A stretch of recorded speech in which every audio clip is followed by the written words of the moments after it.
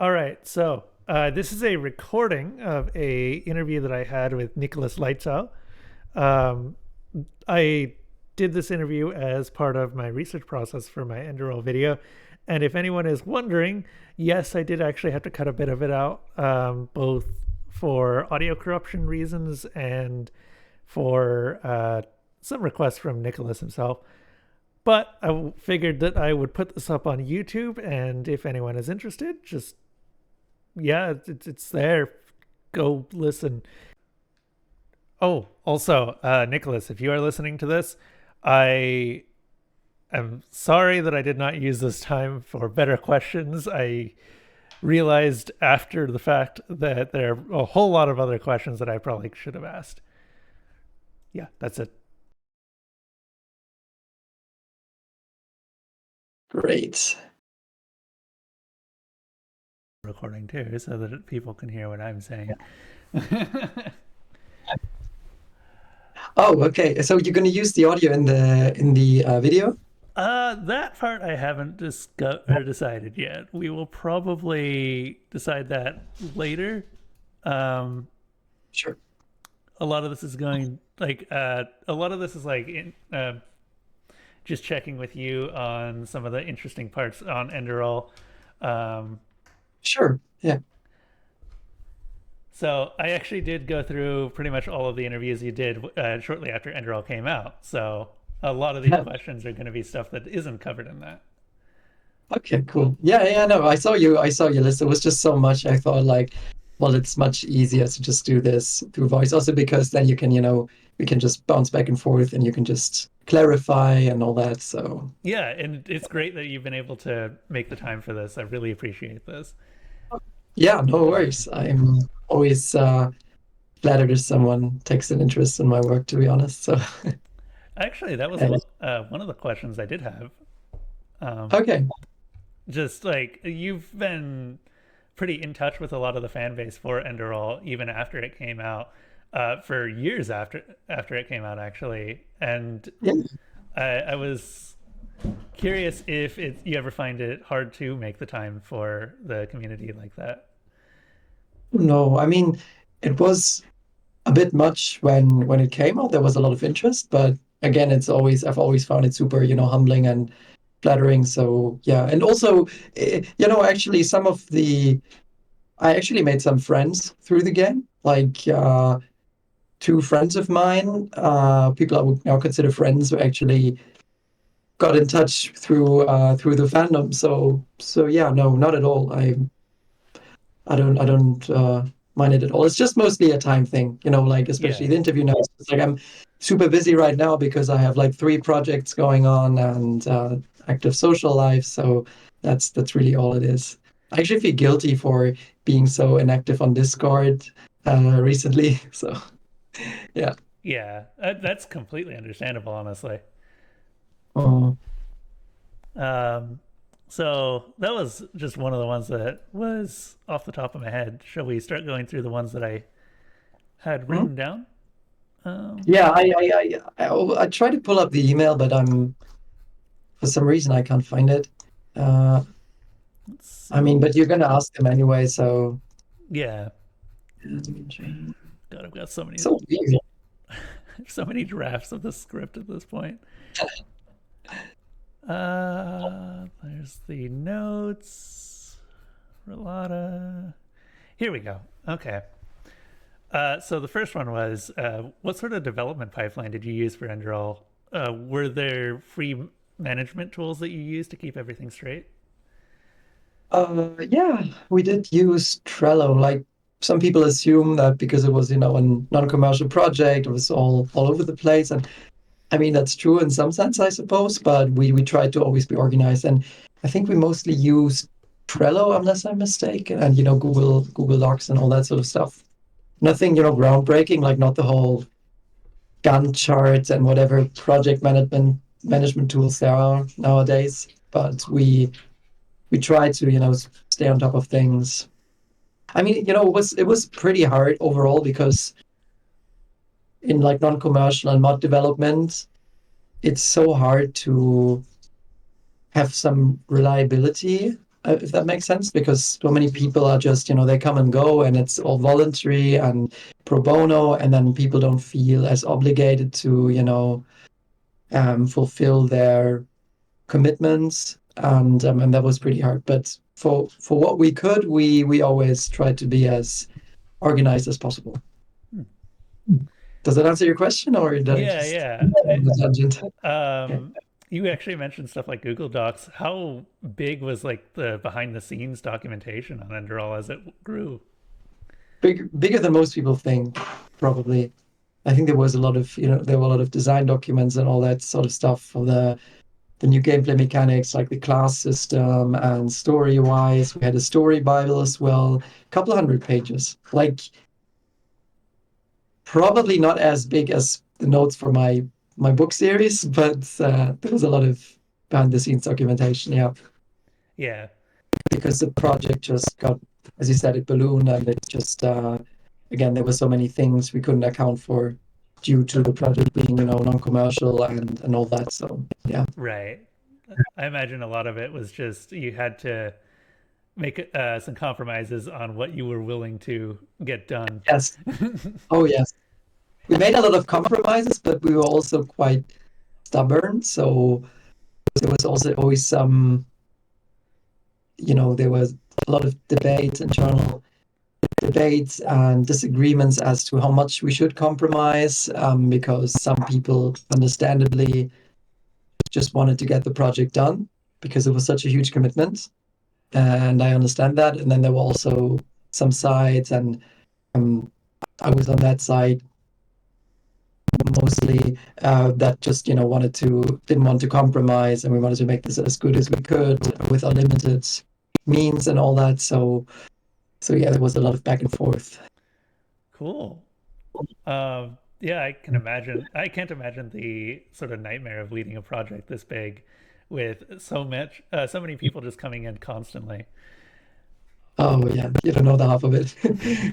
It was so frustrating, to be honest. Like that's one of the reasons I wouldn't want to do a mod project again. Is it's just it's so hard to. It's also understandable. Like back then, I was kind of personally just speaking for myself here, obviously, but I know some of the other project leads, like Johannes, namely, they echoed or they shared like the frustration. It was just I found it very hard to kind of understand why people would, be so flaky, but then they weren't as involved in the project as I was, obviously. So we were all, committed, emotionally committed to varying degrees, and that really showed.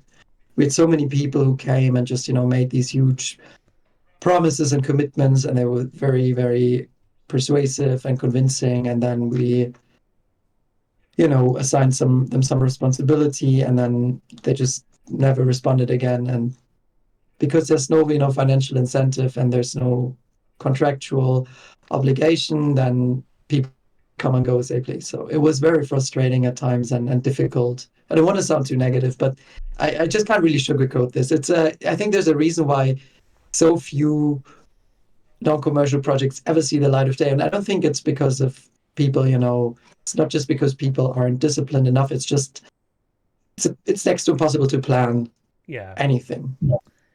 I mean, if my D&D campaigns are anything to go by, that's completely understandable. Exactly, exactly. And D&D campaigns are still. I mean, I've never mastered a campaign, but I still think you still put in some effort, and then probably the thing just kind of disappears into nothingness because players jump off and all that sort of stuff. So yeah, but at least yeah, and it's the same, and it was the same for us for sure. Yeah. Yeah. Uh, for a lot of the compromises that you had to make on the project, is most of that now in Enderal in the Forgotten Story stuff? No, no, no. Some of it. I mean, we the Relata was always, very dear to me, and that was like our first priority when we started, planning the DLC. But there's so much more, so much more. Like there was so much more I would have loved to do. Like we had a cutscene system, for example, and then kind of could have worked possibly. We also had like a real-time Myriad flights. That was also a working systems. Like that would probably work now with the special edition because the system was there and it kind of worked. It was just um, it failed at the technical limitations of the engine, and the special edition fixed a lot of that. So there was that. There were like these sorts of features, the class system, the UI. But story-wise, there was so much more. Like there was a fourth Black Stone quest. There was another guild quest line. There was supposed to be a much bigger quest, like a serial murderer quest in Duneville, and yeah, Yeah, I heard a lot of stuff like Brotherhood of Core was also supposed to be a lot bigger at some point. yeah, Brotherhood of Course. Well, yeah. So Yeah. it's all about compromise, unfortunately. What was your favorite piece of cut content? Or what was the thing that you Oh, really wanted to see in? I mean, it's hard to say, but probably the fourth Blackstone quest around Thalgard, like the Oh, contaminated. Yeah, there's a backstory. There's a whole lot of story, and it was just supposed to be there, and that might have been my favorite. yeah, that place Yeah, was super big when I was playing, and just it seems so weird that it just didn't have much to it. But yeah, that was supposed to be a big quest. well, that's really cool. I Uh, know. so, I know. uh, actually, you mentioned this when you were talking earlier. Were there a lot of times when the Skyrim engine ended up reaching limitations that you just like you had to cut pieces of content specifically because of the engine's limitations? Yeah, so much like the real-time flights, the cutscenes. Um, Also, it was very hard to, create new menus. So the UI, like the class system, was also kind of. I mean, that's just like the realization. Like the class system is there, but we would have liked to have made it a lot more intuitive and UI driven than having the separate level you kind of beam into. Um, there was a lot of that, and just besides, like the engine is kind of it's very intuitive in some sense, but it was also very hard to the big cities, for example. Uh, that was also quite hard. So there were a lot of limitations. Like the engine is very janky. I think. I mean, everybody knows that. Yeah, Bethesda Magic. yeah. Apparently, it's the same as Starfield. I heard. I haven't played it, but I'm actually curious to see how many of the really old Bethesda bugs end up showing up in Starfield, like stuff oh all the yeah, way back from Morrowind. yeah. That's pretty cool. Um, Mm. so one of the other things that I noticed in some of your interviews was that you had a lot of inspiration from Jung's work Yeah. in Enderal. I was curious if there were parts of his work that were more influential than others. I mean, I have to say that even though this is, do you recognize the book in the background? I don't think so. That's the Red Book, the Liber Novum by Carl Jung. It's like this his dream. Wait, I can show you. It's like his dream journal. Like that was actually put out by his relatives. It wasn't supposed to be published for. Wait, Oh, let's see if you right. can see it. This is the one that came Yeah, out after he died, right? yeah, it's the one. It's just like his dreams, illustrations, like pictures, um, images he drew from his dreams, and notes and all that. And there's like a whole transcript and all that. It's quite imposing. But I guess I'm a bit of a fake Jungian because I did read, I think, one of his works, and I think that was like a sort of like just like a 300-page thing. And it was more of like a kind of summary from like a scholar, so it was substantial and all that, and well researched. But I mostly like I didn't have any substantial knowledge going in. I mean, obviously the whole idea of the archetypes with the fleshless ones. That's strongly based of the archetypes.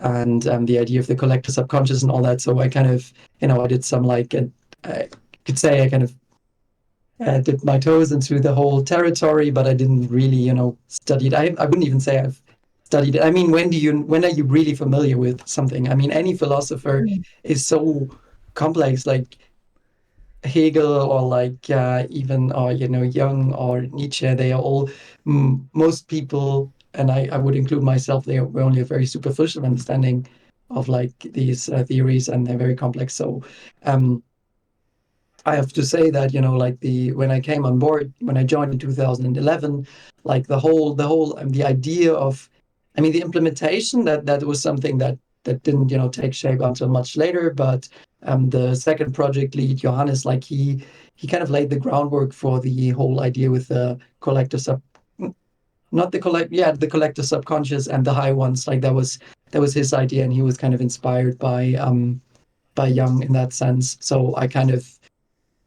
uh we kind of developed that together when I joined the team later on. But yeah, he might, I don't know what he read, to be honest. Like, we are not in touch anymore, but he might be able to give an answer to that question.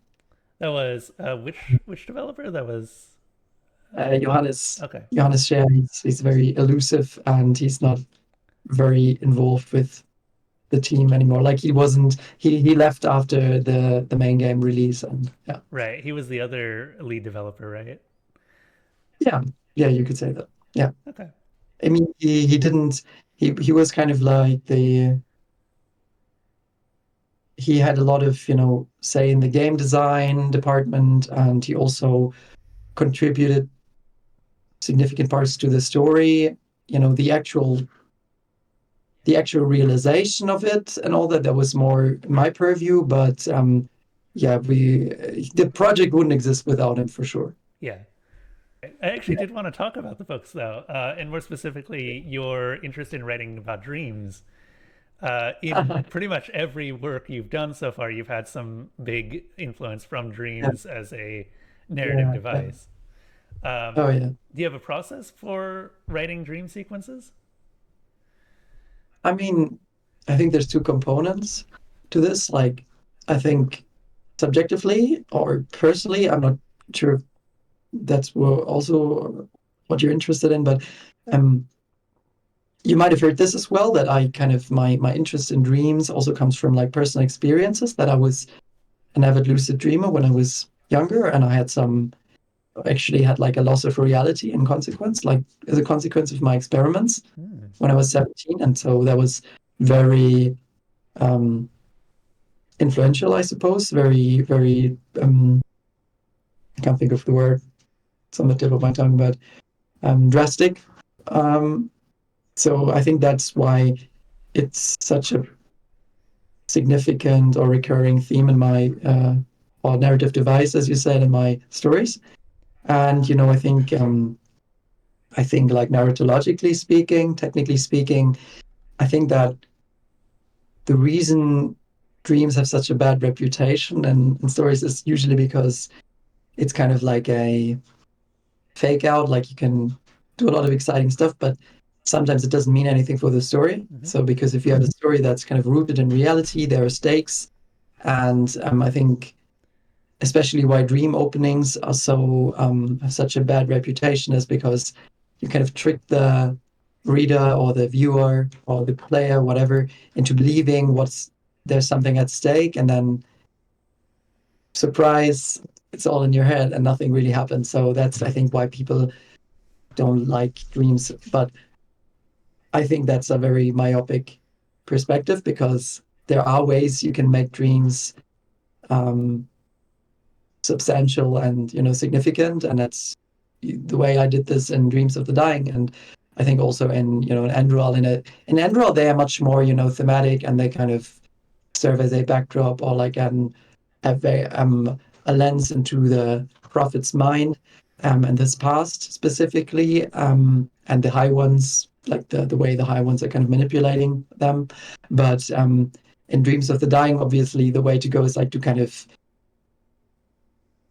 to create stakes and to connect the dreams to the real world happenings in a meaningful way. So if you have like a dream, narratologically speaking, and it's kind of clear that if this and that happens in the dream, then the character will suffer real world consequences, and you kind of eliminate that problem of the whole elusiveness. Oh, I think I lost a little bit of the last word or last sentence. Oh, what I said is if you kind of transfer the stakes of the story into the dream scenario, then they won't feel arbitrary. Right. So if you establish that if this and that happens, if what happens to the character in a dream has consequences in the real world, they will feel significant.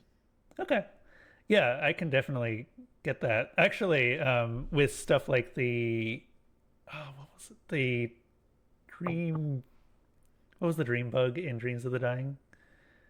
The dream eater, the parasite, Dream yeah. Eater. Yeah. I always felt that that was really interesting because over time, reality becomes the dream for Yeah, Scar, exactly. Yeah, and yeah, it's more like it is eating reality for him. yeah, yeah, for sure. Yep. I think that's like the way of the this kind of conflagration of dream and reality, and at some point when you're not able to know what's real and what isn't, I think that's a very horrifying prospect. And again, that's like the substance of my own experience with lucid dreaming, is that I wasn't able to tell what's real and what isn't. It's very interesting because I had this all the way back in 2008, and do you know the movie Inception? Yeah. Yeah. You probably do. And I was so shocked and then like also kind of amazed when that was exactly the twist. That, I mean, in some twisted sense, um that's exactly what happened to the detective's wife. She didn't believe in reality anymore because she knew that the mind can simulate reality. And I think for me that's a very horrifying perspective, and I experienced it firsthand. And so that's I think that's why you can kind of sense that throughout my work. I mean, also in The Cure for Living, also the movie I'm working on, it's Yeah. always a very present theme. Now that you mention it, that might actually be why Enderal is such a big part of a lot of people's experiences. For me, I've had dreams that are just like I can simulate entire days, or I've got a recurring dream where I simulated a whole Mhm, college semester and then wake up and mhm. think that I'm still in college, and then Yeah, have yeah, to yeah, like break myself out of that. yeah. Um, and so stuff people who've had those sort of experiences go into Yes, Enderal and they can understand the yes. reality breakage.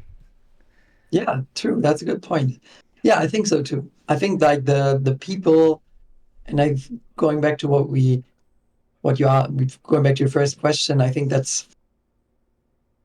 one of the reasons why I actually made friends with or became friends with some fans, or like previous. I don't really know how to put it because yeah, they're not just fans anymore, obviously, but Right. that's how we got to know each other.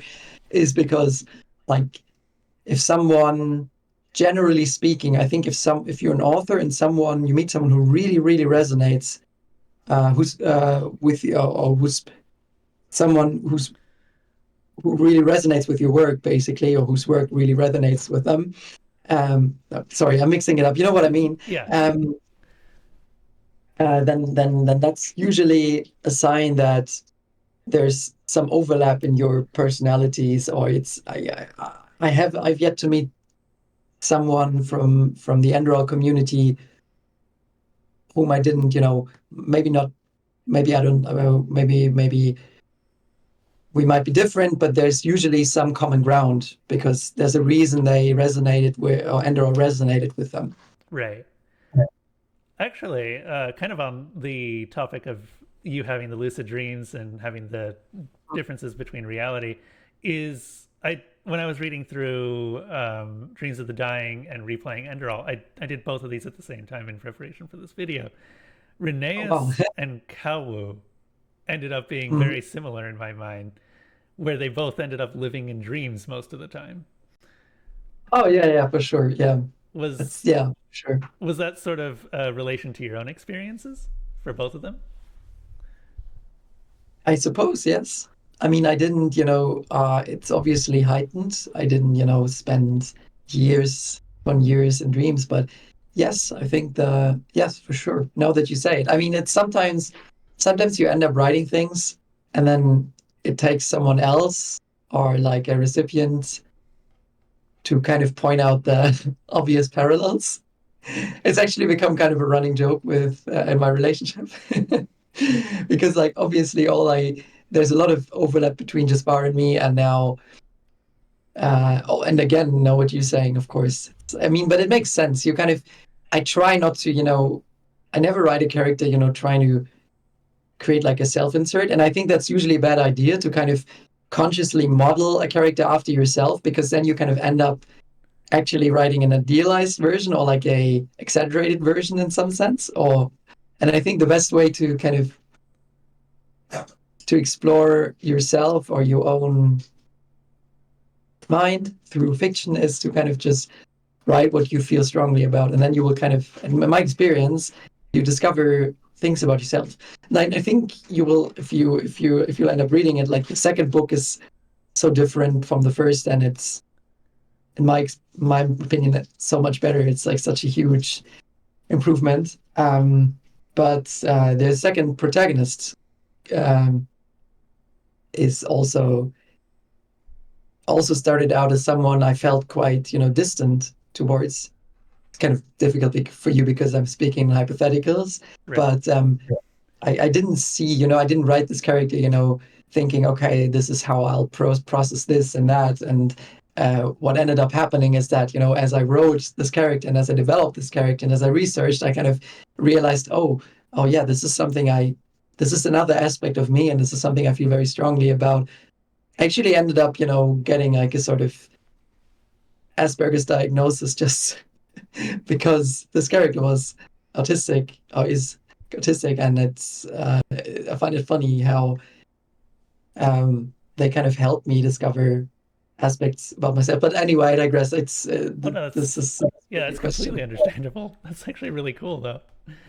Yeah, it is. It's fascinating, and it's uh, it's great. I mean, I think Stephen King said this once that basically most people. I mean, uh, he says this humorously, obviously, but that most people pay for someone like for a therapist to kind of listen to the problem. And if you're a writer, you just write about your problems, and people pay you to read about them, which is kind of I think it's very funny because it's a very curious way to kind of essentially make something worthwhile of your trauma and your problems. That makes Right. sense. It makes Anyway, sense in a lot of ways because writing sort of has a cleansing effect on writers. You leave it behind on the paper. yes, absolutely.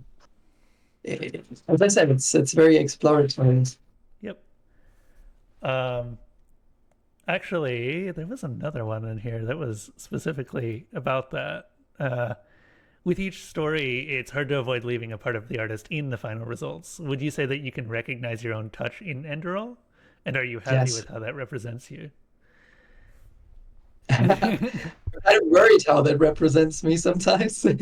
If the first thing people think is like the crazy burnt meat guy, basically. Yeah. So I always I'm very happy with how it represents me, because I think it's very like, of all the things I've written, even most of the Dreams of the Dying, I think The Cure for Living and the movie will be similar in effect, but even Dreams of the Dying, I feel I added some things that I wouldn't have added had I been more authentic. But generally speaking, yes, for sure. Um, I find it.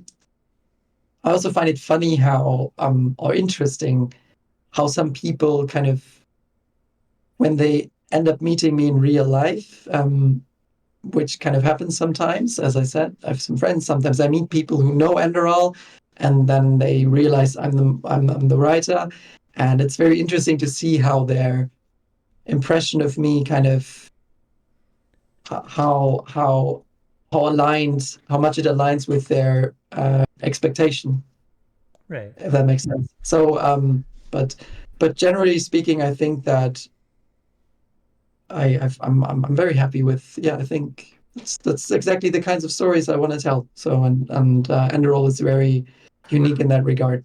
Okay.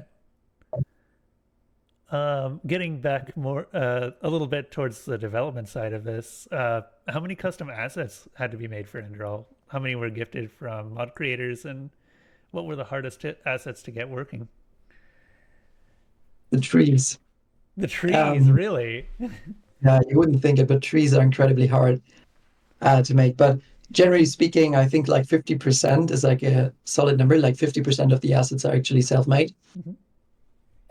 I mean, obviously the music and the writing and the voices are all 100% self-made because we didn't reuse anything from Skyrim in that area. But um, besides that, I think it's hard to give you like a reliable number, but I would say like we made a significant portion of the assets ourselves. Mm-hmm. Um, some of them were bought as well, so maybe like 30% self.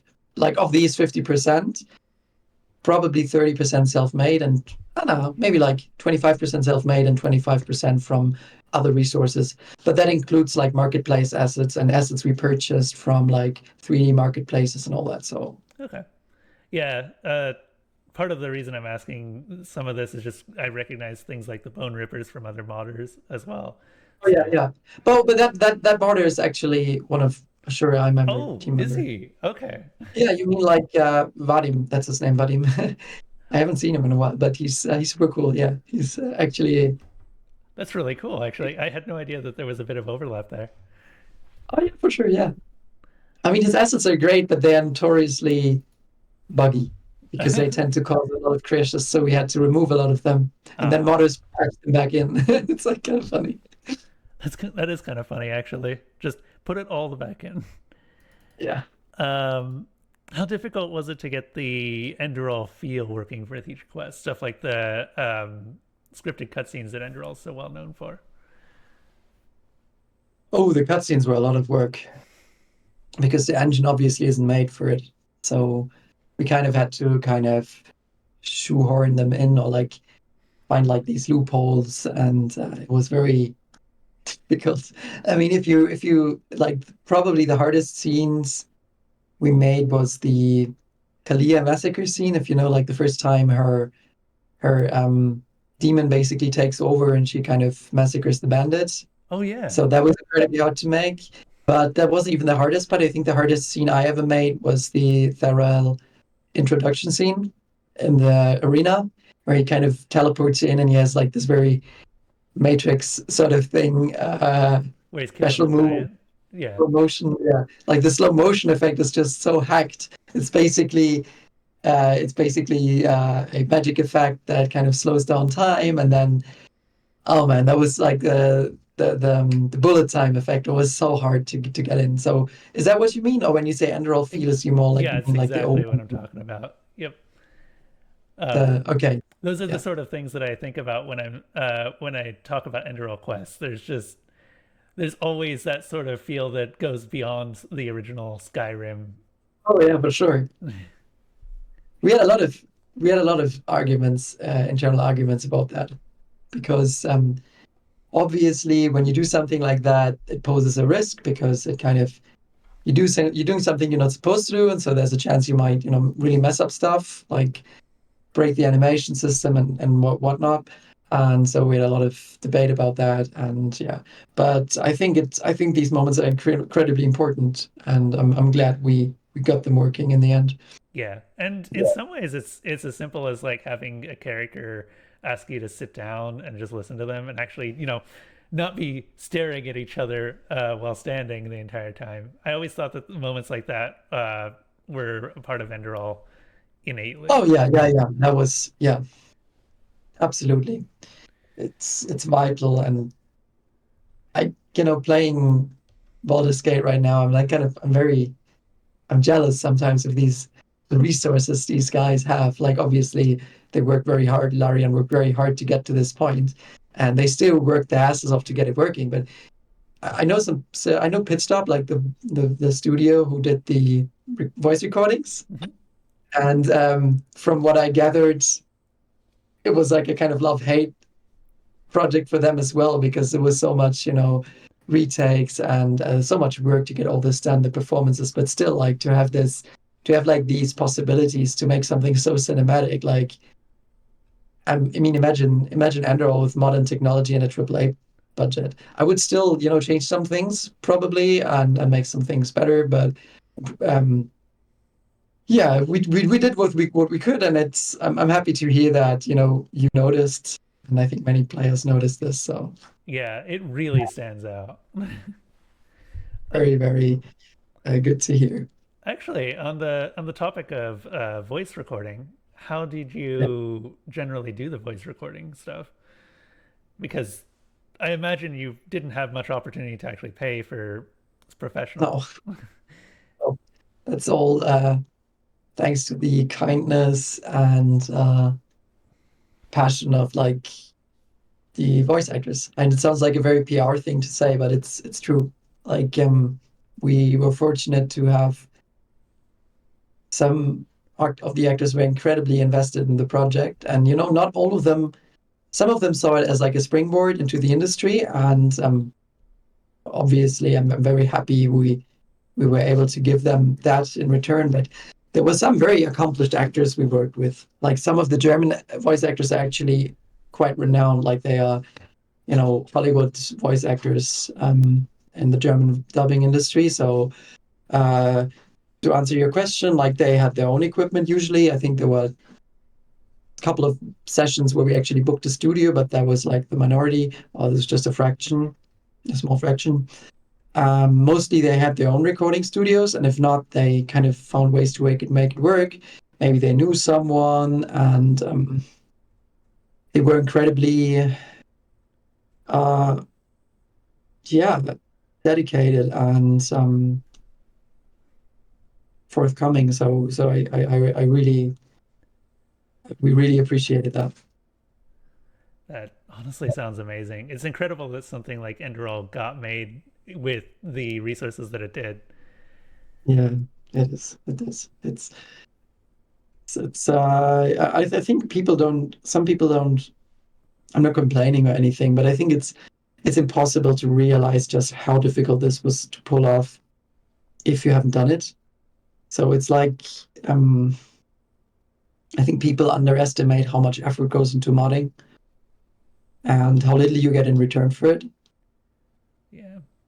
Kind of makes you cynical sometimes when when I have some friends who are my age and they did some affiliate marketing thing and they are now like millionaires and they don't have to work again and kind of I mean I would still do it all over because I got a lot of things like I owe my relationship to Enderal obviously and all the fans and the Patreon and all that, so I did get some from it, probably the most out of all the team members, so I don't feel like I shouldn't complain, but still the fact of the matter is that we basically spent 8 years working full time for nothing, like financially speaking, for Right, nothing. right. And I think people underestimate it, and that's it was incredibly hard to get made, and we had so little support from Bethesda as well. Like this could have been a lot smoother had we had more support from Bethesda, and but it's how it is. Like so, yeah. Yeah. That's it really is incredible. Kind of on that note, what was your favorite part of working on Enderal? What did you have the most fun with?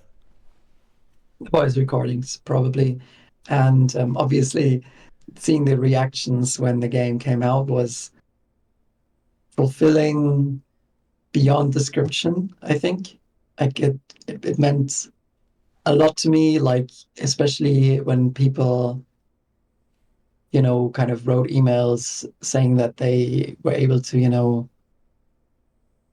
grow from it, or they kind of felt like they kind of were touched in a very profound way and made them kind of reevaluate or reconsider some their perspectives on life, that was incredibly Present. touching. Oh, okay. Yeah, well, it really means a lot to me. Like it's it, I actually have some of these emails like printed out, and I have them. I have like this cork board on my in my bedroom where I have like a lot of personal stuff, photos, friends, but I also have some of these emails because it just it's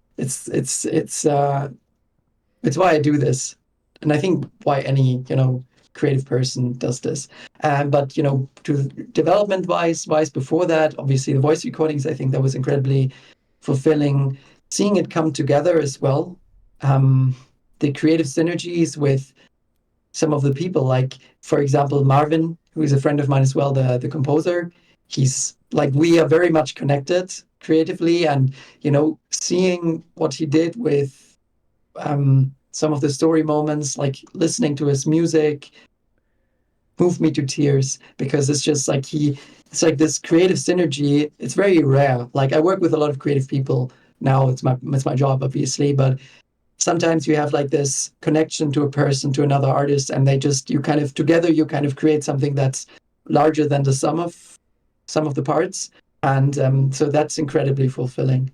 Also, I really enjoyed just seeing what other again what Max, or like the names you probably don't mean anything to you, but Maximilian or Julian or even Johannes, like exploring the levels they created, and seeing it all come together, and that's sometimes that was a huge surprise because I didn't know what they were working on, and then I kind of saw this level and hey, look at check this out, I made this, and then you kind of go into the game, and then you walk around this space, and then their creation, and that's incredibly fulfilling as well. So these would have been my favorites. And again, also, I mean, it was kind of hard at times, but still, like the team meetups we did in Munich, just sometimes for a couple of weeks or for a weekend, just meeting up and just working together, like this very indie game underground sort of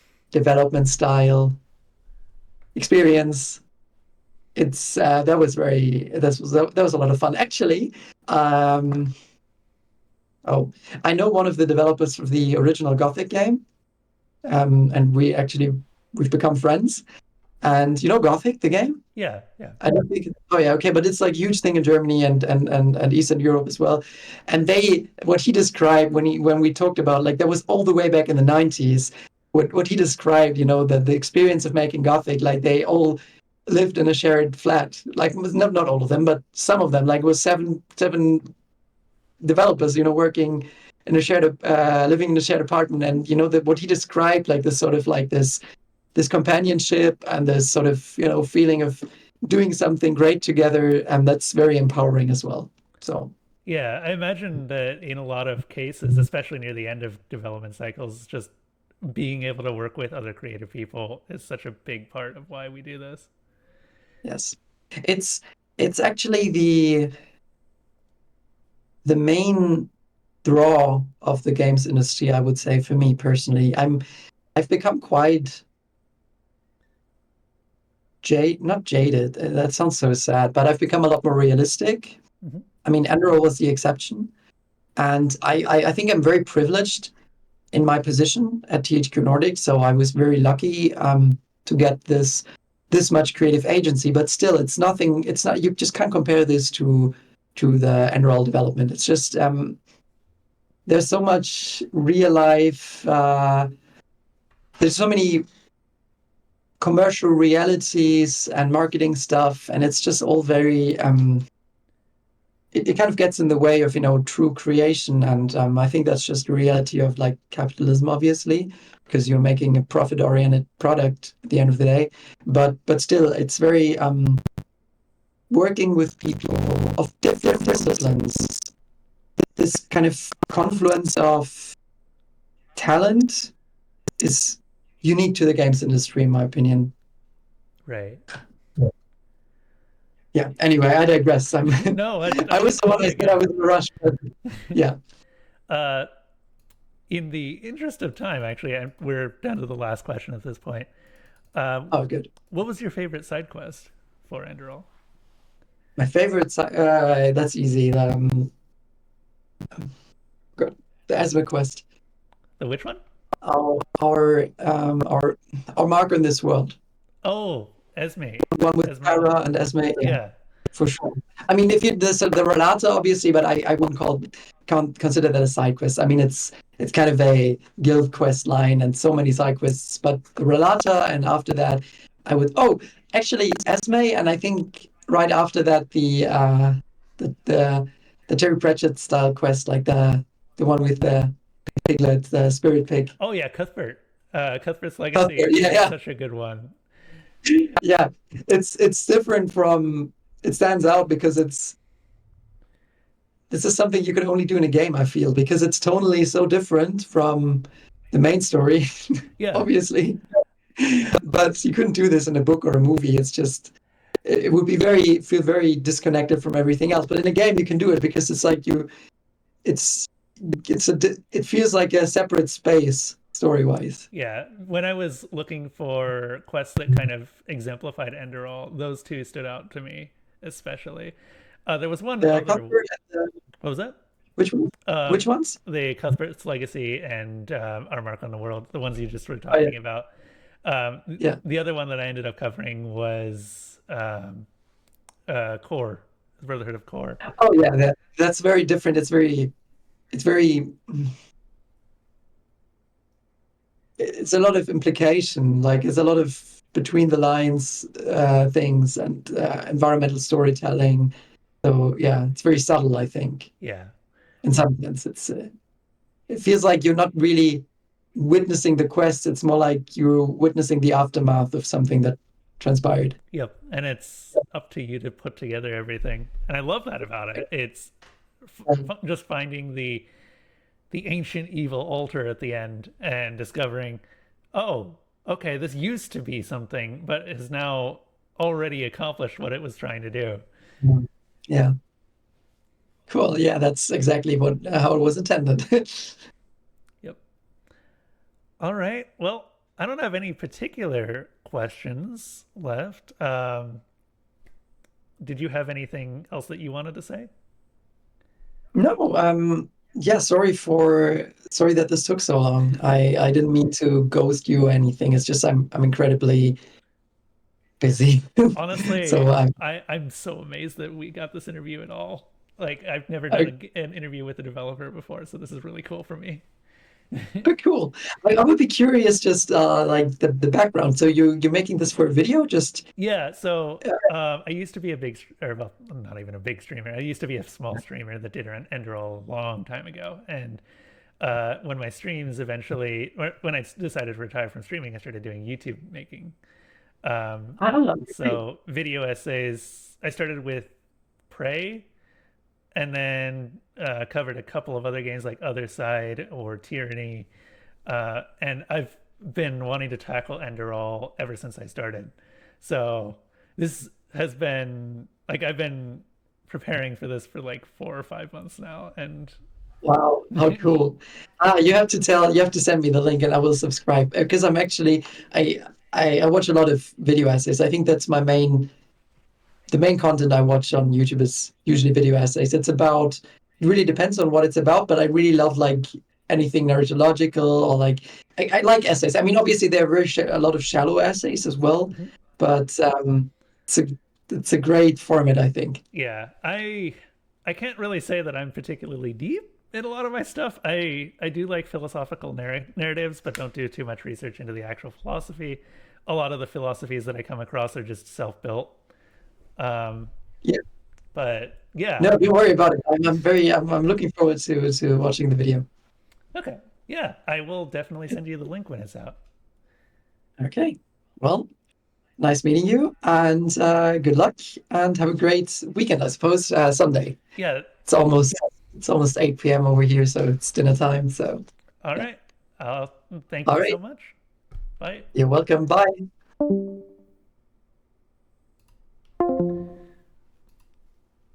Please tell me that was recorded.